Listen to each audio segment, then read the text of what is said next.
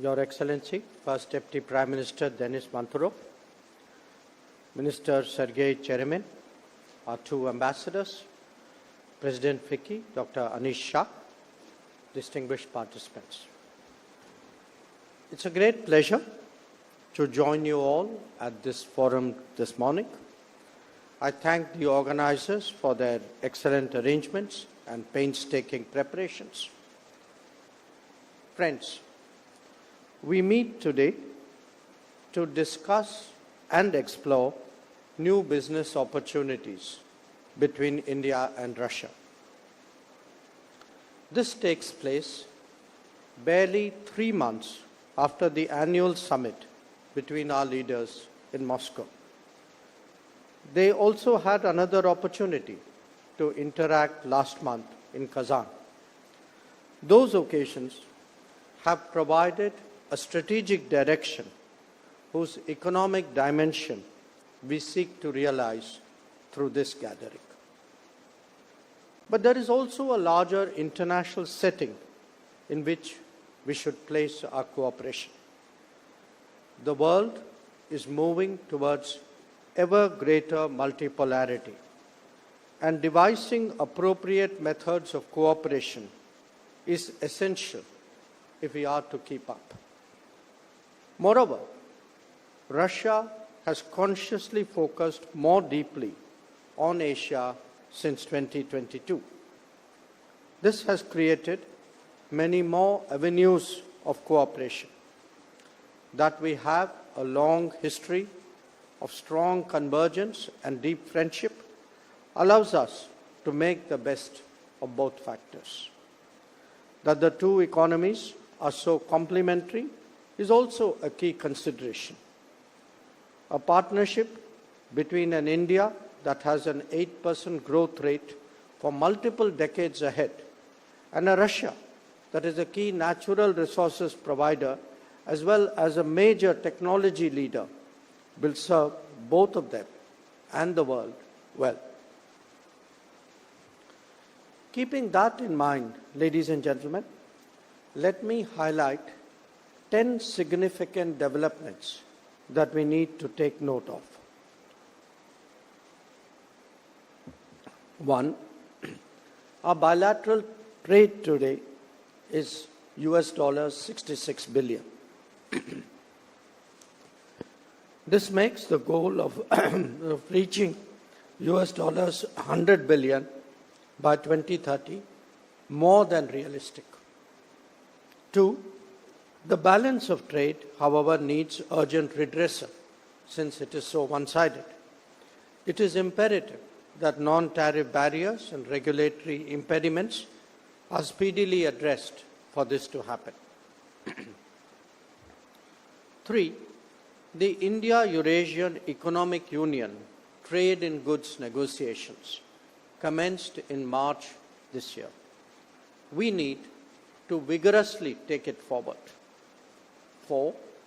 The first ever bilateral investment forum took place in Moscow in April 2024.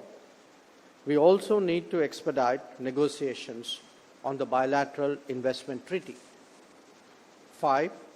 The program for cooperation in regard to the Russian Far East from 2024 to 29 was signed in July during the annual summit. It encourages other related activities, including in the connectivity sphere. 6. Mutual settlement of trade in national currencies is of great importance, especially in the current circumstances.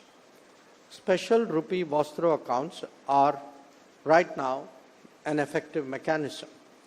However, even in the short run, a better trade balance with national currency settlements is obviously the answer. 7. Signing of a bilateral agreement between our customs authorities of the two countries in May 2024 on authorized economic operators has had a big impact on smoothening the ease of doing trade. 8. 3 connectivity initiatives, and the First Deputy Prime Minister mentioned it as well, three connectivity initiatives between us: the International North-South Transport Corridor, the Chennai-Vladivostok Corridor, and the Northern Maritime Route. All need continued attention if we are to realize their full potential. 9. A growing Russian appreciation of Make in India as a program to deepen business will certainly help to take forward our cooperation in many, many domains. And finally, I flag to your attention the importance of non-economic domains such as education or film as contributions to a larger societal but also economic connect between us. Now, all of these issues, the 10 that I listed, they're all expressions of the task that our leaders have given during the annual summit to develop a comprehensive economic partnership between India and Russia. In fact, they have also charged us with developing a program of economic cooperation till 2030, on which work is currently underway. So, ladies and gentlemen, I am sure you will agree that the business community of both countries should take note and appreciate the strong direction given by the governments to take forward our trade and investment ties. It is natural that there would be concerns such as banking and payment-related issues, concerns like logistical challenges, including shipping, insurance and reinsurance, as well as market access issues. Obviously, we have to find solutions that work to the comfort level of those who are actually involved in trade. I am confident that today's gathering and the sessions that will follow will facilitate an open exchange of views in this regard, with the expectation of coming up with mutually beneficial and workable answers. Friends, we are all aware of the complementary nature of our respective economies. If we recognize that fully, then it also follows that our approach is not transactional but aimed at building long-term partnerships. In energy domains such as oil, gas, coal or uranium, India will always be a major player in the international markets. This applies as well to the demand for fertilizers of various kinds. Constructing a mutually beneficial arrangement will help us both address the volatility and the uncertainty of our times. The emergence of a global workplace is also today an increasing reality. Demographic unevenness has created demand and supply imbalances across the world. India and Russia can be partners in this regard as well. It would require a focused initiative that customizes human resources in India for the Russian market. That is best done with the active participation of businesses.